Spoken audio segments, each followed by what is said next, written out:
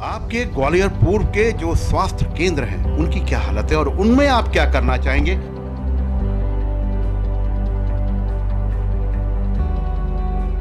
बढ़ते हुए अपराध कितनी बड़ी चिंता है पूर्व की?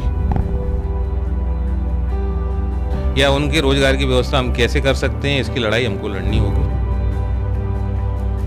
क्या आपका प्रयास होगा उस अवैध कॉलोनियों को वैध कराने का?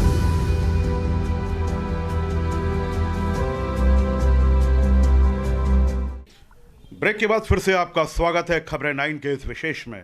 मैं तरुण सक्सेना अपने साथी कैमरामैन संजय के साथ मौजूद हूं, अशोक सिंह तोमर साहब के साथ, जो कि ग्वालियर पूर्व विधानसभा क्षेत्र से कांग्रेस के पद पर, कांग्रेस के बैलेट पर चुनाव लड़ने की सोच रहे हैं।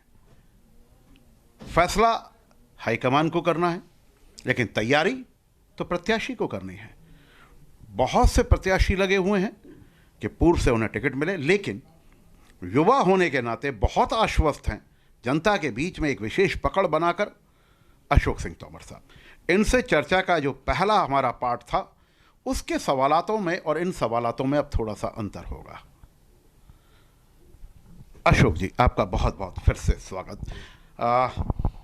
कोरोना काल चल रहा है और इस कोरोना काल के अंदर जैसा कि आपने बताया कि आपकी जो विशेष पकड़ है या विशेष सोच है वो गरीब परिवारों पर है, शोषित परिवारों पर है। कोरोना काल के अंदर कहीं ना कहीं ऐसा कुछ हुआ होगा जिससे कि वो बेचारे अपने 2 वक्त की रोटी से महफूज रह गए होंगे। ऐसे समय में अशोक सिंह तोमर ने क्या किया? बिल्कुल, बहुत अच्छा सवाल है आपका। अभी जब अप्रैल से 22 मार्च से जो भी कोरोना काल शुरू हुआ, तो हमारे सम्मानीय प्रधानमंत्री जी ने लॉकडाउन जो लगाया, उसके उपरांत आम नागरिक के समक्ष एक बहुत बड़ी समस्या खड़ी हो गई इस बात को लेकर कि उसको उस चीज़ को फेस करने के लिए उसकी कोई तैयारी नहीं थी।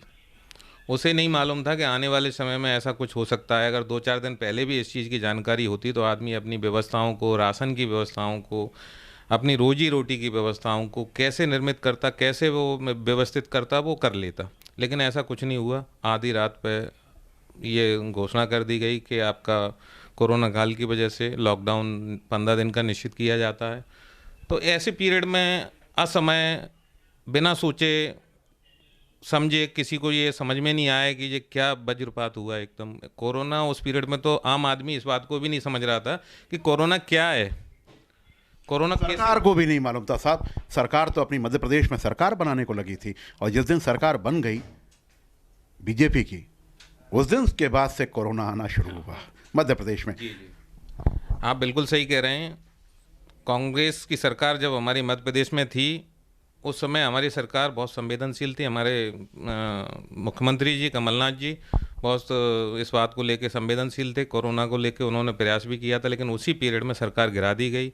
उससे पहले सेंट्रल में भी कोरोना को लेकर कोई ऐसा बड़ा धमाका नहीं था कि उस पीरियड में हमारे आदरणीय राहुल भैया ने भी जो है, राहुल गांधी जी ने भी जो है इस बात को उठाया, सदन में भी उठाया कि इसको बड़ा बारीकी से लेना चाहिए, बहुत गंभीर बीमारी है। अन्य देशों की, विदेशी देशों में जाकर जो उन्होंने वहाँ से जानकारी जुटाई थी, वो जानकारी आदरणीय प्रधानमंत्री के सामने रखी, लेकिन इस पर कोई गौर नहीं फरमाया गया। जो भी आपने कहा